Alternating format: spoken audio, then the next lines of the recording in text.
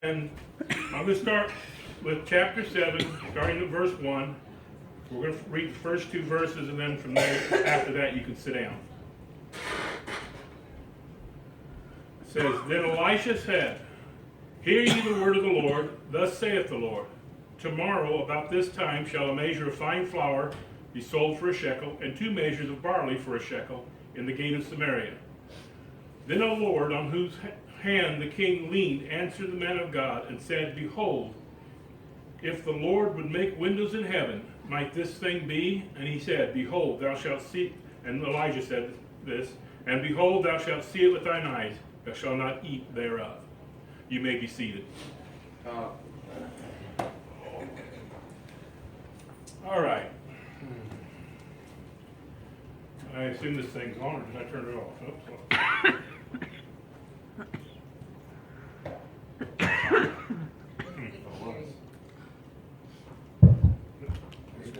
Get the right direction, it actually works. All right. That's all right. You always must go the right direction. Anyway. All right. The story we're talking about is in the book of Kings, and it's talking about Samaria, the gate of Samaria. Samaria at this time, let me say a little background here. Samaria at this time was God. People lived there, one of the kings that lived there, and they were under siege. Under siege basically means you're surrounded by enemy and you can't get in and out, can't get any food supplies in and out, no ammunition in modern days. Back then it was bows and arrows and swords.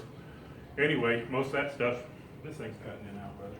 There's a dead spot there, you bounce in and out. Test. Well, let's just change some batteries. Yeah. Not that I really need a microphone, but it gives me something to look at instead of you folks. My pastor's always wanting to look at the ceiling. Matter of fact, I watched him during one service, and as a guest preacher was preaching, he was studying the ceiling very hard. That's so not to look somebody in the face and go. Right. I'll put my sunglasses on, Brother Bennett. You don't have to look at me. All right, we'll try this again. Famines, when a city is besieged long enough, it causes a famine. People get hungry, there's no food. They got to the point that they're actually eating the horses, anything else they can. People have been known to eat the shoe leather, but just anything to put something in the stomach because they're hungry. And things really get bad. But as this chapter opens, it's talking about the man of God is there. In a crisis, the man of God seems to always be there. That the king was there, the ruler. And then there was a servant that the king was leaning upon because I'm not sure, I'm assuming that the king was old enough, he kind of needed somebody to lean on a little bit. Need somebody to support the king, support the royalty. Now this stuff clicked in my head earlier today, and I'll see if I can get it out. Anyway, you got the man of God. We have a man of God here that teaches us. Hang on a minute, these sleeves are driving me nuts. I hate long sleeve shirts. Anyway, the man of God that brings the word. He has his job. He brings the word, he teaches us how it should be, how it's going to be, how God wants it to be anyway. And then you have the king. And in a sense, all these people that I'm going to be talking about kind of line up with people in the church to a certain degree. You got the king. The king is the one who's in authority in a sense, whether it's God-given at the time or whether it's their own authority where they think, I've been a saint in the church for so long that I know what's going on, and you know, they kind of stand up there upright and they say, hey, look at me, I know what's going on. I can tell you how things are going to be. Then you got the man that the king was leaning on. You've got saints that follow certain other saints around and support these people who think they know it all. And it shows a different attitude. This is part of it. But these people, Elisha said God's going to do it. God's going to do it. God's going to take care of things. God's going to move. Excuse me. You need a mouth of water. Probably. Anyway, then the king, he's just sitting back, he's holding judgment, and he's kind of waiting to say one way or the other, because like most politicians, he wants to know, jump on the right side when it comes down to it. He'll make decisions and things move, but he's just kind of waiting to see what's going to go on. You know, he's got his nose stuck up in the air like he's in control of everything, and he's just waiting for the ruling on things. Then you got the ones that are supporting him. But this one here, this man that the king was leaning upon, he should be supporting for the right reasons. He was supporting because he wanted to be where he thought the seat of power was. The seat of power was through Elisha and the power of God, the ministry. It was not through this, for lack of a better term, uppity saint of the church. I know, I'm not very politically correct. Thank you, sir. Anyway, this one wanted to hang around. Stick this back in here with this bottle. This one wanted to hang around and support the ones that they thought had the power, had the authority. But you know, he had an attitude that just wasn't there. Just was not supposed to be what it is. You know, we as saints get that way in the church. We get to the point where we start saying, hey, if God chooses to do so, he can do so. Or he will do so. But this one's even farther than that. He was saying, could God even do it? One thing you don't want to do is you don't want to challenge God. No. That's true. You'll lose every time. Yeah. Amen. Unfortunately, I've done that a few times in my life. I've challenged God and found out that I was wrong. Time and time again. Matter of fact, sometimes before people come to God, they really have to challenge God.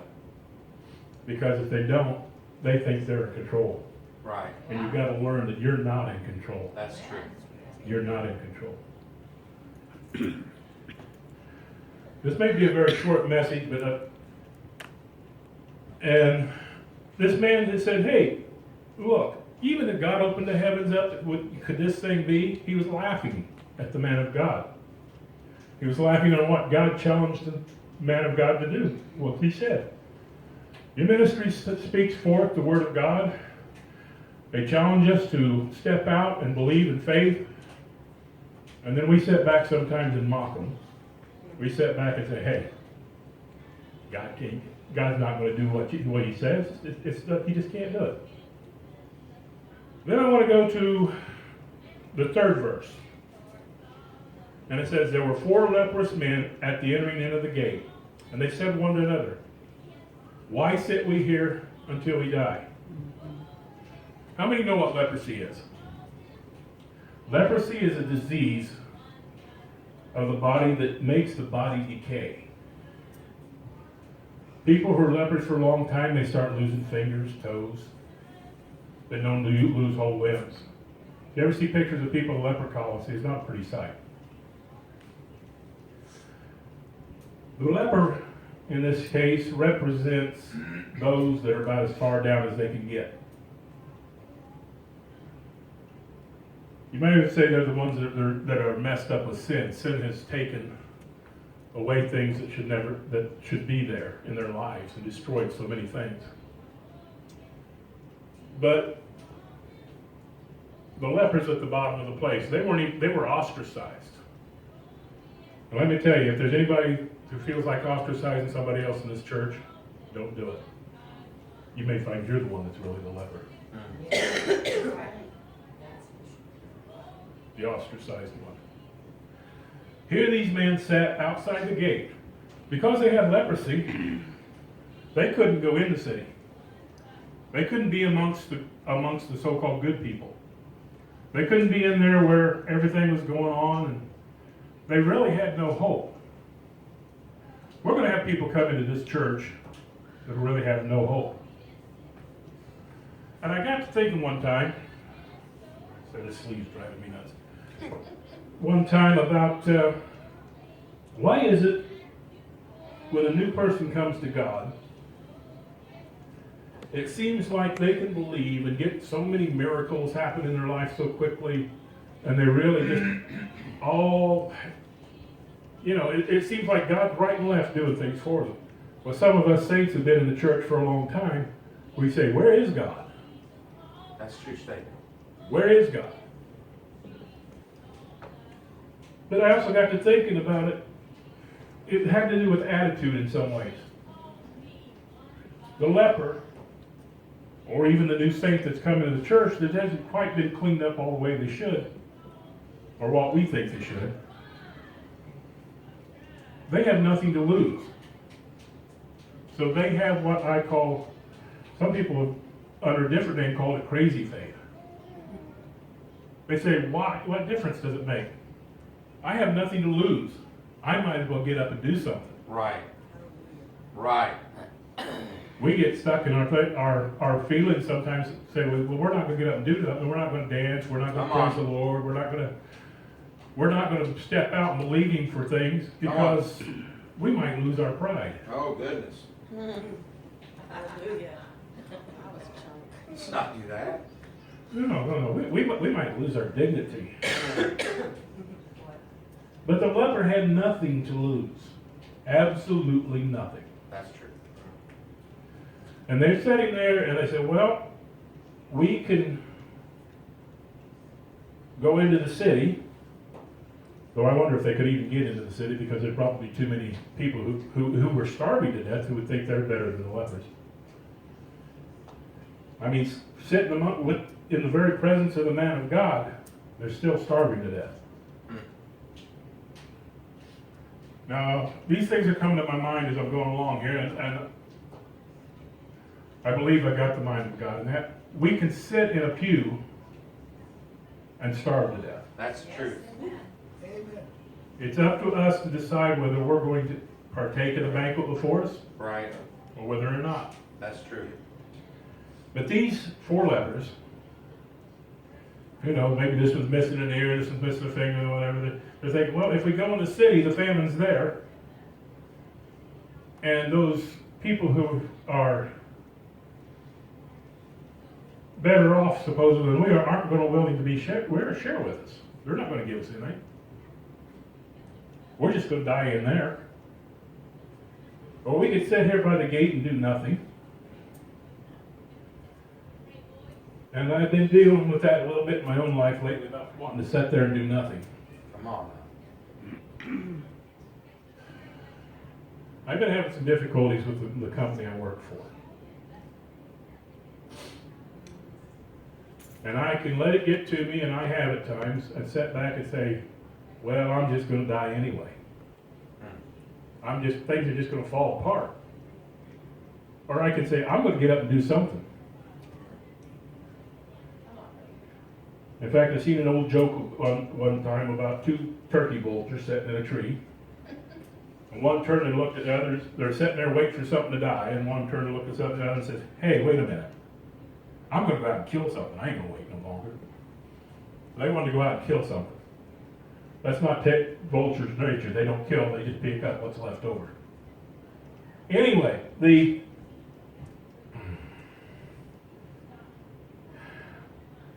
men decided that I'm not going to sit there and die. It doesn't matter what the circumstances are. I'm not going to. They even decided, and this is a shame, but God used it for His glory. They said, we're going to get up and we're going to go out to the enemy.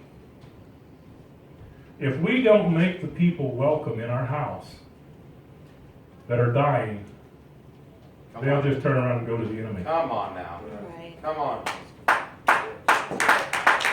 God wants us to make them welcome, no matter how much little we feel like we got to share, or whatever. He wants us to make them welcome. Indeed. But then the thing about it is, so when God gets the glory, He uses the things that we would turn down. These new saints, or these people that can be new saints, these leper people, as they would be called, they said, we got to get up and do something, or we're just going to die anyway, so why not? They said, we'll just go out to the world or go out to the enemy and let them think. But the thing about it is, God didn't let them do that. God in his mercy allowed them to get up and start marching, and then he multiplied sounds. I've heard it preached one time, I don't know if it's actual truth or not, but it says that God took the feet of these 4 old men and they just started walking and made it sound like a whole armies. The Bible does say God made it sound like armies that were coming against the enemy.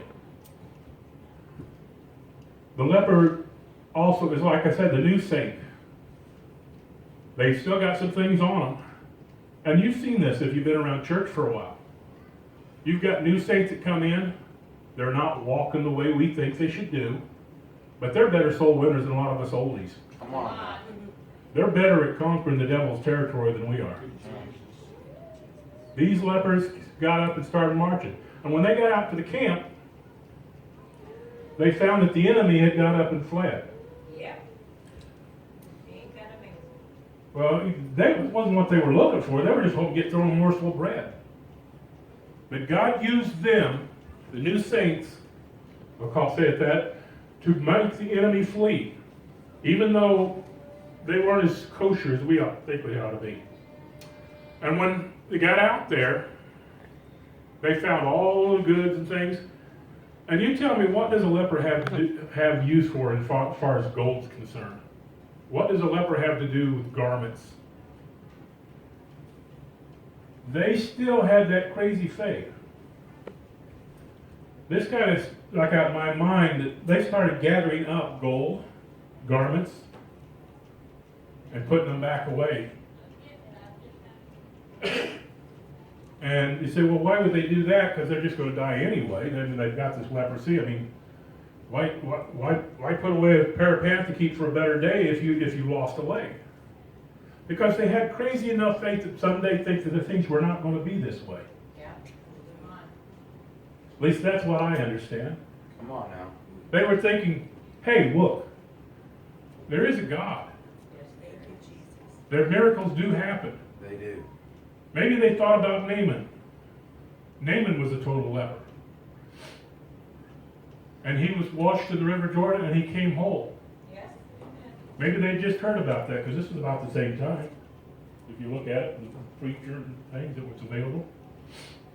I don't know if it's before and backwards. I don't know. I'm not very good on biblical timeline, but it was Elisha there. They're thinking maybe we'll be the next ones to get it. So we're going to need gold. We're going to need things. And then even again, they started thinking, hey, wait a minute. God's done this for me. Now I'm going to go back. If we keep our mouth shut, what God's done for us. If we keep our mouth shut, the people of the city are going, there's people on the pews that are going to die. That's true. And there's, and I'm not condemning anybody. I'm just saying, these saints had that crazy faith, or whatever you want to call it, to get up, these lepers, and go back in town and tell everybody else and face the scoffing and say, hey, look, God's done this for me. God has opened this up out here. He'll make provision for you. You ever had a new saint in the church tell you, hey, look, wait a minute. God can do that. God can do that. And that's old saints have been there for a while. And I know I'm bad at it. Yeah, he can do it if he wants to. He can do it if he wants to. And they're saying, he did, he's already done it.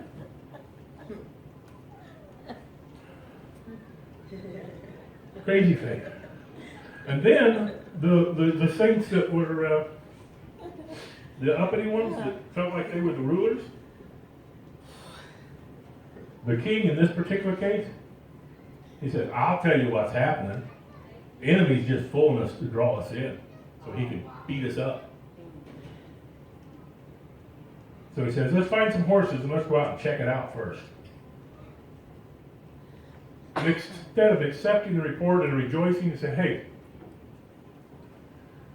we're going to find out first. So he sent out the people, and they sent out a couple of horses, and they found it just like it was. But you know the scoffer, the one that said that God can't even do it, that challenged God? It says the next day, the king put him in charge of watching the gate. Because I think the king was wanting to say, hey, wait a minute. There's all this good stuff out here. I'm going to control who gets it and who don't. He got run over and died. He challenged God, and God held his word, because once God put forth his word, he kept it right down to the line. God does that in our lives. When he speaks to us, and he says he's going to keep his word, he'll keep it. That's true. He speaks it, we're not. My wife has an expression. We've known some very good men of God over the years. And some of them say some things, and there are some men, even men of God who are human, say some things that you wonder about. But there are some men that you've watched their lives, you've seen where they went, what God's done to them. And as my wife says, when they tell you God has said something that's going to happen, you can take it to the bank. You can write the check and you can take it to the bank. Hallelujah. Thank you, Jesus.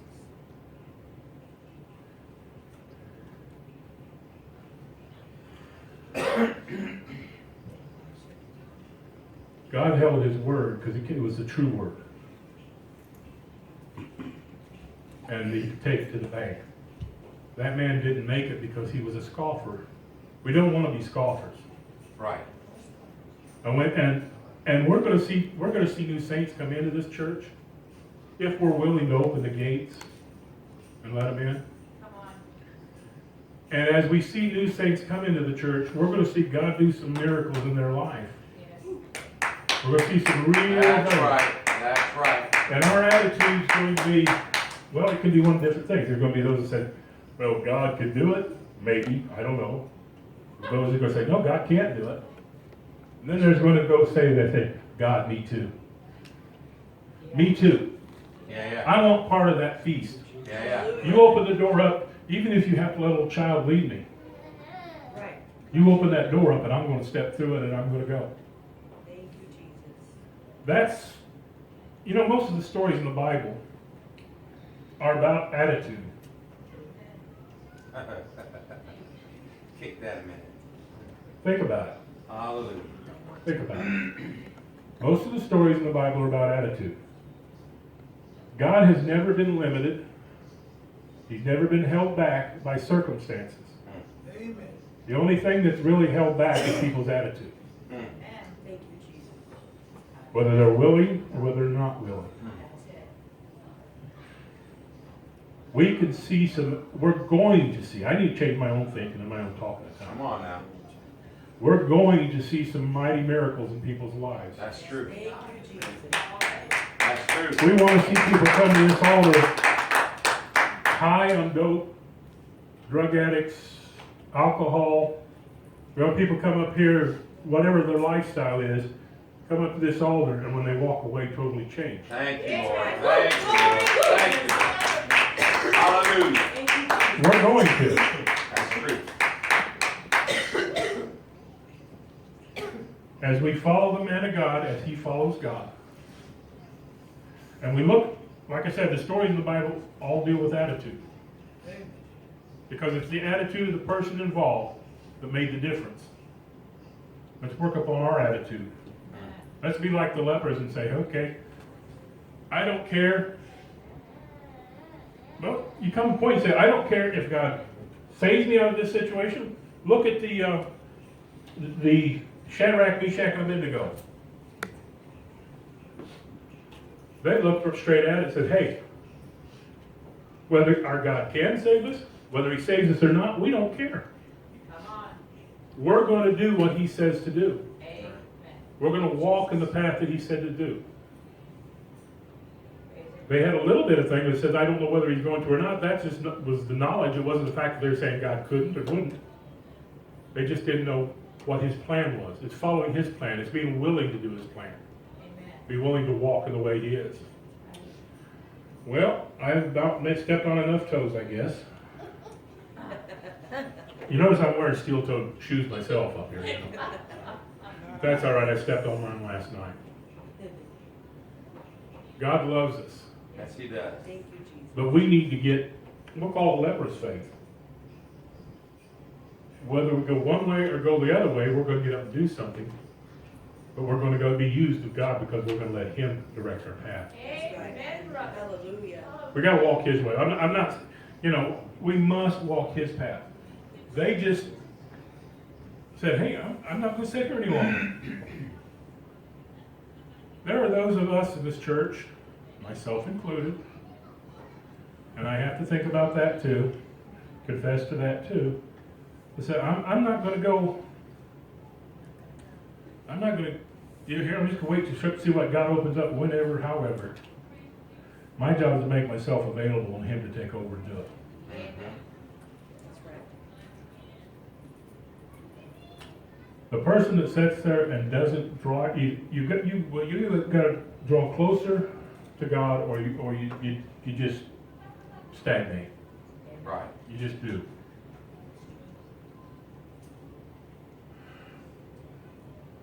Sitting still is a lack of commitment. That's true. Amen. Thank you, Lord. Glory. Sitting still is a lack of commitment. If you're committed because Christ is walking and moving, then you're going to go with Him. Amen. You're going to get closer to Him. That's good. I find lack of commitment in my own self, lack of commitment in my ministry. Lack of commitment can be there for prayer. Amen. But sitting still, and you don't have anything to lose. We say, well, what if God uses it? What difference does it make? Whether you live or whether you die, you're going to do something, you're going to do it for the King. Amen. The Bible says you can lose your life and still gain your soul, but if you lose your soul, you're up a creek. Amen. I'll put it in my own words and paraphrase it a little bit. But sitting still, when God has called you to work, to do, to go somewhere, even in life, just sitting still is a lack of commitment. The Bible says that a double-minded man is unstable in all his ways. I find myself unstable a lot of times because I have a hard time making decisions and getting up and doing something. I mean, you don't want to just jump into the wrong things. That's why you talk to your pastor, you read the Bible, you find out what God's path is. But you get up and move. You don't sit there and vegetate away, as these guys were doing. But because they were willing to get up and face it, they seen great delivery in Israel. And I wonder if you actually did. God doesn't put it in the Bible, but I wonder if they actually got their deliverance from leprosy. Only God knows that. It doesn't say. But I'd like to think so. I'd like to think so. God takes care of the vessels that'll let Him use them. Yep. Yes. He does. Absolutely. He does. Sometimes it don't seem it does, but He does. Yes. God takes care of us. Let's commit ourselves. Let's get up and not just sit there and vegetate. Thank you, Jesus. Let's get in deeper.